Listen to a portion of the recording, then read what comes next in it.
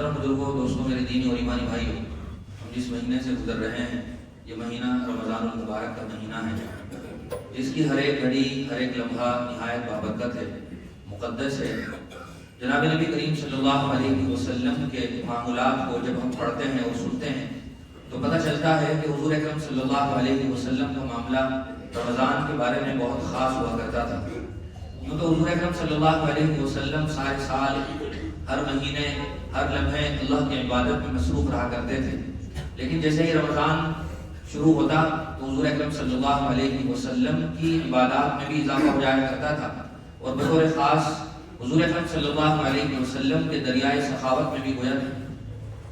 طغیانی آ جایا کرتی تھی۔ سارا سال حضور اکرم صلی اللہ علیہ وسلم صدقات و خیرات تقسیم فرمایا کرتے تھے، لیکن رمضان میں اس کی کثرت ہو جایا کرتی تھی۔ تو یہ حضور اکرم صلی اللہ علیہ وسلم کا بھی خاص معمول تھا رمضان کے معاملے میں۔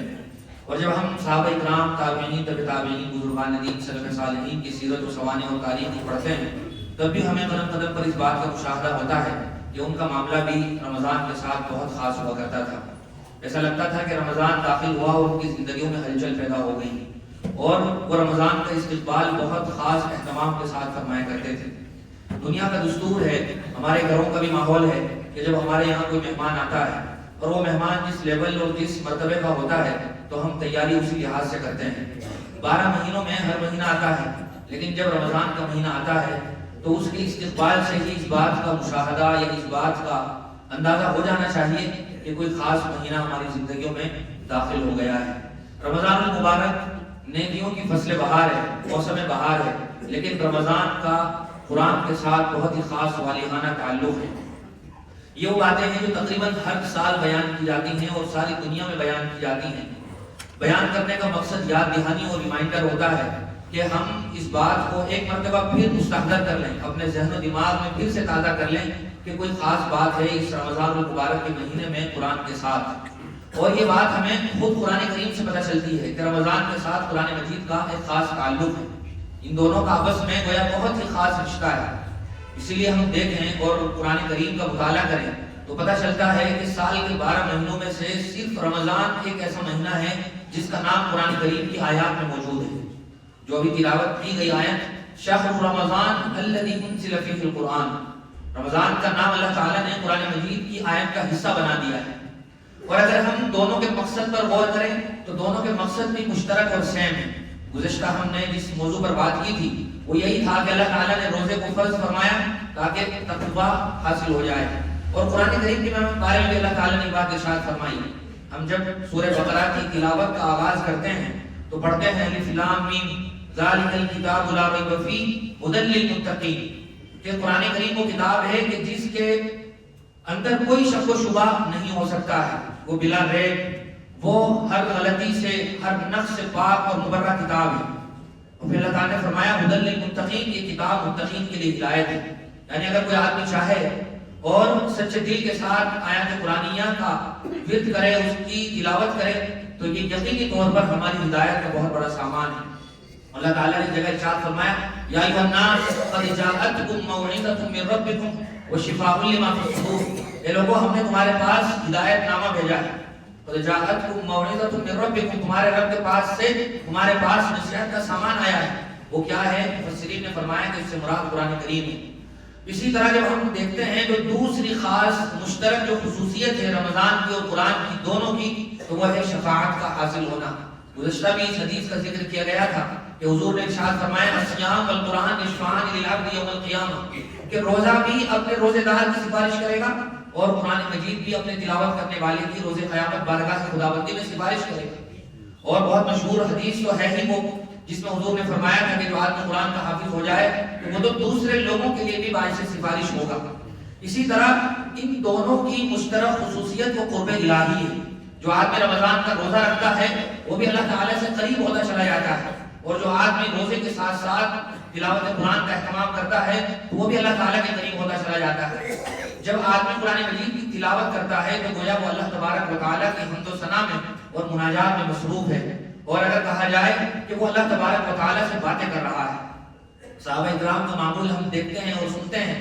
کہ کتابوں میں لکھا ہے کہ جب ان کا جی چاہتا تھا کہ ہم اللہ تبارک و تعالیٰ سے بات کریں تو وہ نماز میں مصروف ہو جایا کرتے تھے، تلاوت قرآن میں مصروف ہو جایا کرتے تھے، تو یہ اللہ تعالیٰ سے باتیں کرنے کا نہایت اہم وسیلہ ہے اور طریقہ ہے کہ ہم قرآن مجید کی تلاوت کریں۔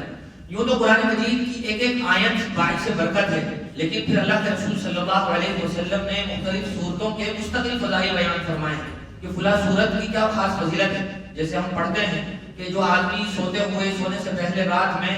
سورہ ملک پڑھے گا تو یہ سورہ ملک اس آدمی کی نجات کا ذریعہ ہوگی۔ بلکہ بعض روایات کے الفاظ ہیں جن سے پتہ چلتا ہے کہ سورہ ملک اپنے پڑھنے والے کے بارے میں اللہ تبارک و تعالیٰ سے جھگڑا کرے گی اور کہے گی کہ یا اللہ اس آدمی کی سفارش فرما اور اس آدمی کو نجات عطا فرما۔ یہ سورہ ملک کی فضیلت ہے۔ اسی طرح الف لام میم سجدہ کی مستقل فضیلت ہے، سورہ دخان کی مستقل فضیلت ہے۔ اسی طرح بہت ساری صورتیں ہیں جن صورتوں کے مستقل فضائل ہیں۔ اگر کوئی آدمی 3 مرتبہ سورہ اخلاص پڑھ لے تو 1 مرتبہ پڑھنا کیا ہے قرآن کے برابر ہے۔ تو بہت آسان ہے اور سستا سودا ہے، آسان ترین نسخہ ہے ان تمام تر فضائل کو حاصل کرنے کا۔ سورہ بقرہ بہت مشہور سورت ہے قرآن کریم کی، دوسرے نمبر کی سب سے لمبی سورت ہے قرآن کریم کی، یعنی قرآن میں دوسرے نمبر پر ہے اور لمبے ہونے میں پہلے نمبر پر ہے۔ سورہ بقرہ تقریباً 2.5 پارے کی سورت ہے۔ اس کے بارے میں حضور اکرم صلی اللہ علیہ وسلم نے بات ارشاد فرمائی کہ تم اپنے گھروں میں سورہ بقرہ کا اہتمام کیا کرو، اس سے برکتیں نازل ہوتی ہیں، جادو کا اثر ختم ہوتا ہے۔ اور حضور نے ایک روایت میں ارشاد فرمایا تھا کہ تم اپنے گھروں کو قبرستان نہ بناؤ،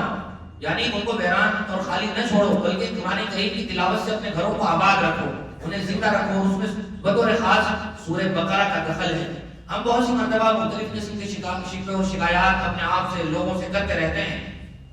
لیکن ہم جب غور کریں ان شکووں کی جڑ میں قرآن کریم کی تلاوت کا نہ ہونا بنیادی سبب ہوتا ہے۔ ہم اپنی 24 گھنٹے کی زندگی پر اگر گہرائی کے ساتھ نظر ڈالیں تو یہ ہمارے سوال کا جواب ہوگا، اور بہت ہی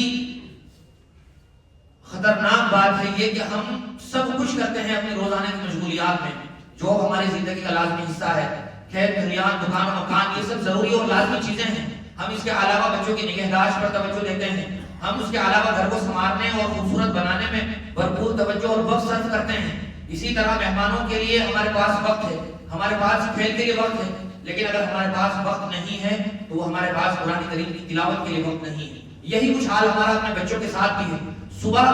ماں 5 بجے سے پہلے اٹھ جاتی ہے اپنے بچوں کو صحیح وقت پر ڈراپ کرنے کے لیے اور اسکول تک پہنچانے کے لیے، لیکن نہ بچوں کے 24 گھنٹے کے شیڈول میں تلاوت کا وقت ہے اور نہ خود ہمارے پاس وقت ہے۔ تو یہ بہت ہی بڑی محرومی ہے اور ہم سب کے لیے بڑی بدنصیبی ہے کہ جب ہم قرآن کریم کی تلاوت سے محروم ہوتے ہیں تو مختلف قسم کی پریشانیاں اور مختلف قسم کی باتیں وہ ہمارے گھروں میں ڈیرا جما لیتی ہیں اور پھر وہ جانے کا نام نہیں لیتے۔ اگر ہم چند سالوں پہلے جائیں تو ایک بہت خاص مشاہدہ ہم نے اپنی زندگی میں کیا ہوگا کہ بہت سارے گھروں میں روز آنا تلاوت قرآن یہ ضروری حصہ ہوا کرتا تھا۔ کئی ماں باپ تو اپنے بچوں کو چائے اور ناشتہ بھی نہیں دیتے تھے جب تک کہ وہ قرآن مجید کی تلاوت نہ کر لیں۔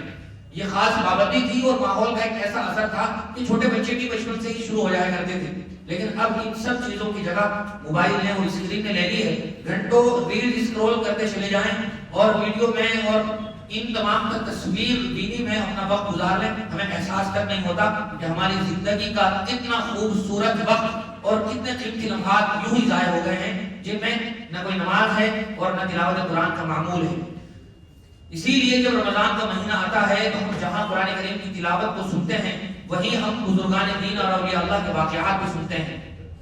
ان کی زندگیوں میں تلاوت قرآن کا ایک خاص معمول تھا اور رمضان المبارک میں وہ تلاوت کا معمول کئی گنا بڑھ جایا کرتا تھا۔ صحابہ کرام کا تو کیا ہی نام لیا جائے، وہ تو اس فہرست میں سب سے پہلے نمبر پر ہے، لیکن جب ہم دیگر بزرگان دین اور ابھی ماضی قریب کے علماء کی بات کریں تو حضرت شیخ الحدیث مولانا زکریا علیہ الرحمہ نے کئی معاملات بیان فرمائے ہیں اپنے گھر کی خواتین کے کہ روز آنا قرآن کریم گھر کی خواتین مکمل کیا کرتی تھی اور آج کی طرح ان کے گھروں میں میڈ نہیں ہوا کرتی تھی، گھریلو کام کرنے والی خواتین نہیں آیا کرتی تھی، بلکہ وہ گھر کے سب کام بھی نمٹایا کرتی تھی اور پھر قرآن مجید کی تلاوت بھی کیا کرتی تھی۔ کھانا بنا رہی خواتین، اسی طرح وہ جھاڑو لگا رہی، صاف صفائی کر رہی ہیں تو وہ ذکر و اذکار کو اپنی زبان سے جاری رکھ ہی سکتی ہیں، لیکن آج یہ ہے کہ اس کی جگہ ہم گانا چلا دیتے ہیں، زور سے گانا چلا دیا، کام کر رہے ہیں اور گانا سن رہے ہیں۔ کتنا ہی اچھا ہو کہ ہم اپنی زبان کو ذکر خداوندی سے تر و تازہ اور شاد و آباد رکھیں، کہ کتنی ہی آسانی کے ساتھ خواتین اپنے کاموں کو کرتے ہوئے ذکر خداوندی میں مصروف رہ سکتی ہیں۔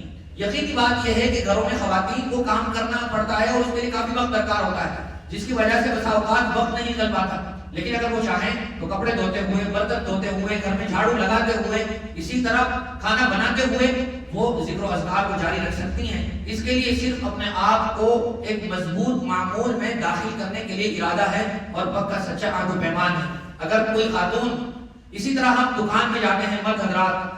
کوئی آدمی دکاندار ہے، دکان میں بیٹھا ہوا ہے، گاہک آیا، سامان دے گیا، اس کے بعد جو وقت بچتا ہے اگر وہ چاہے تو تلاوت قرآن اس وقت کو صرف کر سکتا ہے۔ اسی طرح آفس جاتے ہیں، آتے ہیں تو آتے اور جاتے کافی وقت مل جاتا ہے، اگر ہم چاہیں تو اس وقت کو اپنی تلاوت قرآن میں صرف کر سکتے ہیں۔ اسی طرح ذکر و اذکار کو اپنی زبان پر جاری رکھ سکتے ہیں۔ ان تمام تر چیزوں کا ہماری زندگی میں برکت اور رحمت سے براہ راست تعلق ہے، ورنہ اللہ کے رسول صلی اللہ علیہ وسلم روز قیامت اپنے بندوں کے بارے میں شکوہ کریں گے جو قرآن مجید کو چھوڑ دیتے ہیں۔ صدر بارے میں اللہ تعالیٰ نے فرمایا وقال الرسول یا رب ان قوم اتخذوا هذا القرآن مهجورا،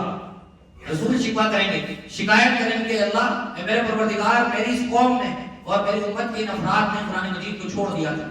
قرآن مجید کی تلاوت کو بھی چھوڑ دیا تھا اور قرآن احکام پر عمل پیرا ہونا بھی چھوڑ دیا تھا۔ اور ہماری کوشش ہونی چاہیے کہ قرآن مجید کی تلاوت اس کے حق کے مطابق کی جائے، جیسا کہ قرآن مجید کی تلاوت کا حق ہے۔ اللہ تعالیٰ نے ارشاد فرمایا الذین آتیناہم الکتاب یتلونہ حق تلاوتہ، کہ قرآن مجید کی تلاوت وہ لوگ ایسے کرتے ہیں جیسے قرآن مجید کی تلاوت کا حق ہے، اس کے آداب مستحبات کی رعایت کے ساتھ، مخارج کی اور